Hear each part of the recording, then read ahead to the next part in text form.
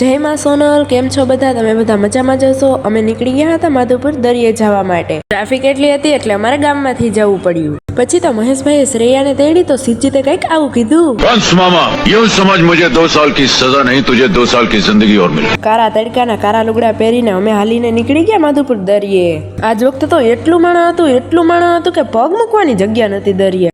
કારા તડકાનો બધાને નાવાનો હરખ તો બહુ છે હો.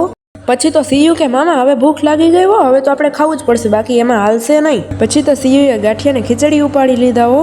પછી સીયુ કે મામા હવે મને રૂકમણી મંદિર જોવા જ લઈ જાઓ, બાકી હવે મારે આવવું જ નથી કે.